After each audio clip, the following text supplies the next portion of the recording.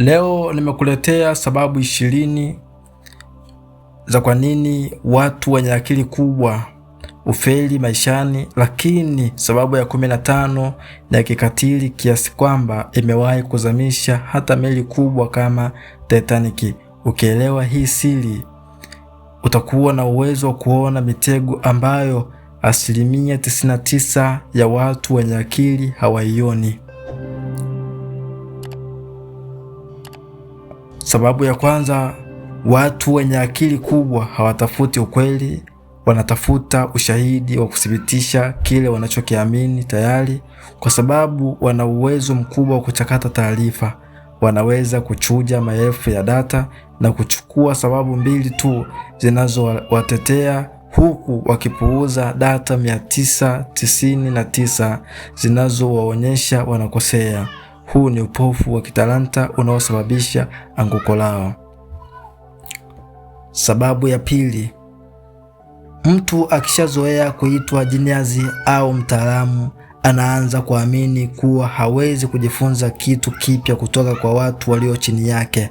Anapuuza ushauri wa fundi nyundo au mkulima wa kijijini, akiamini kuwa elimu yake ya darasani inatosha kutatua kila changamoto. Hata hapa ndipo hekima ya mtaani inawashinda. Sababu ya tatu, watu wenye akili kubwa wana uwezo wa kuona matokeo 1000 ya uamuzi mmoja. Hii inawafanya washindwe kuchukua action kwa sababu wanatumia muda mwingi kupiga mahesabu ya kila hatari inayoweza kutokea, wakati mtu wa kawaida anachukua hatua ya kujifunza njiani. Mwenye akili anabaki kukwama kwenye drafti la mawazo mpaka fursa inapotea.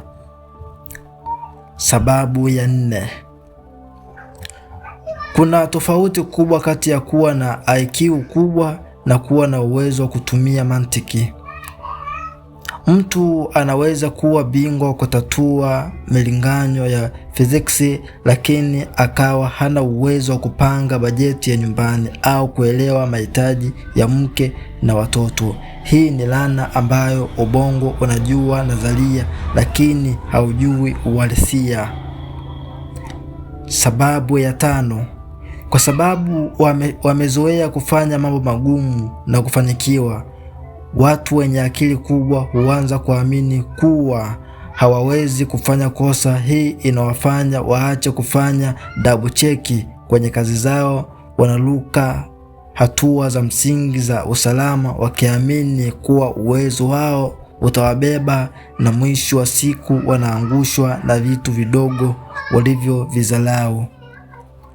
Sababu ya 6, mtu mwenye akili kubwa akianza mradi na ukaanza kufeli, ni ngumu kwake kukubali kushindwa. Anahisi akijitoa ataonekana sio mwerevu, hivyo anaendelea kuwekeza muda na pesa kwenye kitu kinachozama, akijidanganya kuwa ubunifu wake utakiokoa. Hii inawafanya wapoteze kila kitu kwa sababu ya kulinda heshima yao.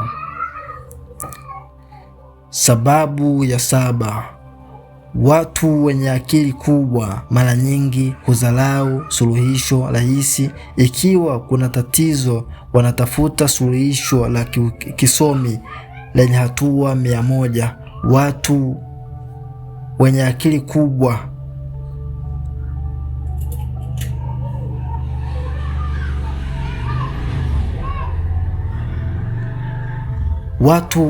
kubwa wanazidisha ugumu wa maisha na mwishowe wanashindwa kusimamia ile mifumo mgumu waliotengeneza wao wenyewe. Sababu ya 8, hili ni kosa la kushindwa kuwasiliana. Mwenye akili kubwa anadhani kila mtu anaweza kuelewa kile anachokijua yeye. Anatoa maelekezo ya kisomi kwa wasaidizi wake na wanapofeli anawakasirikia, anashindwa kurudi chini na kueleza mambo kwa lugha rahisi, jambo linalofanya timu yake ishindwe kumpa ushirikiano. Yaani mtu mwenye akili kubwa anatumia maelezo magumu sana kumwelewesha mtu ili afanye kile kitu anachokitaka. Ikiwa mtu anayeelekezwa hana uwezo mkubwa, kwa hiyo anatengeneza matabaka katikati. Taifa hili tunafungua. Sababu ya 9. Akili kubwa ina uwezo wa kutengeneza uongo unaoonekana kama ukweli wa kisayansi. Mtu anapofanya kosa la kimaadili anatumia falsafa na lugha ngumu kulihalalisha kosa hilo mpaka jamii iamini kuwa walikuwa sahihi. Huu ni mtego ambao akili inatumika kama wakili na makosa badala ya kuwa jaji wa kweli. Sababu ya 10. Binadamu ni viumbe wa kihisia, sio wa lojiki pekee. Watu wenye akili kubwa mara nyingi hujaribu kutatua matatizo ya kibinadamu kwa kutumia mahesabu ya baridi, kodi, logic. Wanashindwa kusoma vibes za watu, jambo linalowafanya waingie kwenye migogoro ya kijamii ambayo inaweza kulipuka kwa tabasamu tu la neno la pole. Sababu ya 11. Ili kulinda sifa yao ya kuwa special, watu wenye akili kubwa mara nyingi hupinga njia ambazo zimeshaonekana kufanya kazi. Wanajaribu kutafuta njia mpya hata pale ambapo hakuna uhitaji wa kutafuta njia mpya. Huku kujaribu kuwa wa kipekee kunawafanya wafanye majaribio hatarishi yanayopelekea makosa makubwa ya kiufundi. Sababu ya 12. Wanaamini kuwa dunia inaongozwa na kanuni, formula. Ikiwa kanuni inasema 1+1 ni 2, wanaamini itakuwa hivyo kila siku. Lakini maisha yana mambo ya bahati mbaya. Wanapokutana na changamoto ambazo haipo kwenye vitabu vyao, wanachanganyikiwa na kufanya maamuzi ya hovyo kwa sababu hawana uwezo wa kubadilika. Hawawezi adaptability. Sababu ya 13. Kwa sababu wanahisi watu wengine hawaelewi wanachowaza. Watu wenye akili kubwa hujitenga, wanakuwa na marafiki wachache sana wa kiwango chao. Hii inawafanya wakose watu wanaokosoa au kuwachambia au kuwaambia ukweli mchungu bila feedback kutoka kwa watu wa kawaida. Wanajikuta wanaishi kwenye ulimwengu wa kufikirika na kufanya makosa yasiyoelezeka. Sababu ya 14. Utafiti unaonyesha kuwa kadri unavyokuwa na akili ndivyo unavyoshindwa kuona makosa yako mwenyewe. Unaweza kuwa mashuhuri mzuri wa watu wengine, ukawaona wapi wanapopotea, lakini inapofikia kwako, ubongo wako unaweza kuwekwa panzia. Unashindwa kutumia akili ile ile ulionayo kujikagua mwenyewe. Sababu ya 15. Watu wenye akili kubwa wanajiamini kiasi kwamba wakipata wazo la kwanza, intuition, wanalichukua kama ukweli mtupu. Hawachukui muda wa kujiuliza, je, inawezekana nimekosea? Wanaruka moja kwa moja kwenye hitimisho, na hapo ndipo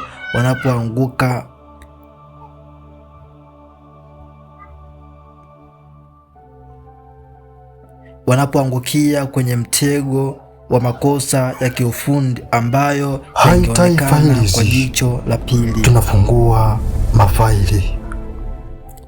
Sababu ya 16. Kila mtu anapotegemea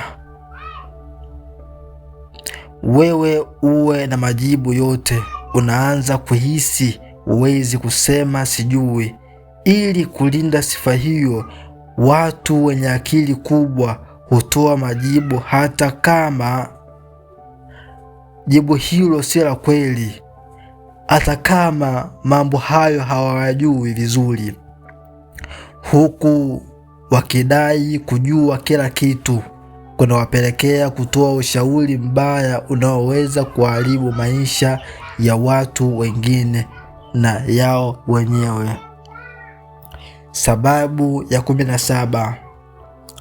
Watafiti wamegundua kuwa baadhi ya watu wenye IQ kubwa wanaweza kuwa na nidhamu ndogo ya muda mrefu.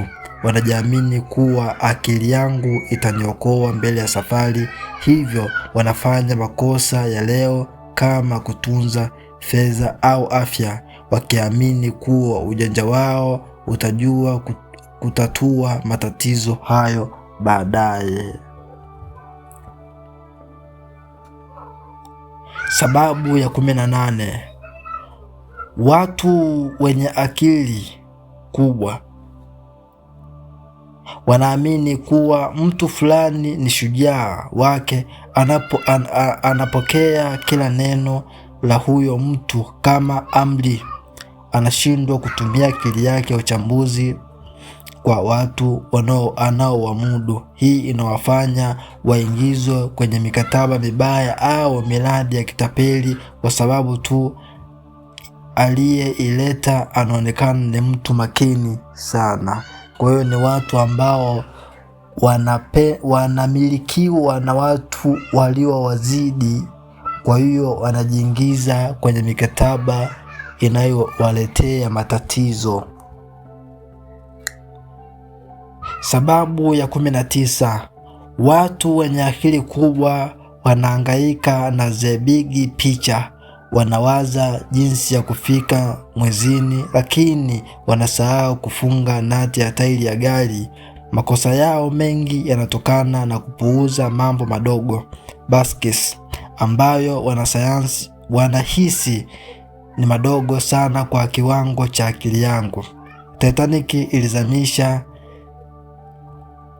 Titanic ilizamishwa na kitu kidogo ambacho kilizaniwa hakiwezi kuleta madhara.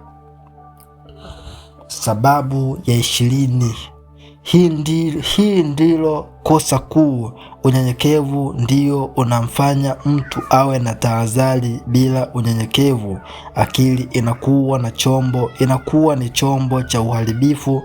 Watu wenye akili kubwa wanakosa unyenyekevu, wanaamini wao ni miungu wadogo, na historia inatuonyesha kuwa kila anayejiona Mungu mdogo mwisho wake ni kuanguka kwa kishindo kikubwa. Kama hujasubscribe channel ya Haityle, cha msingi subscribe, share kwa marafiki ili uwe mtu wa kwanza pale pindi tutakapokuwa tunatuma video zetu mpya. Asanteni sana, bye bye.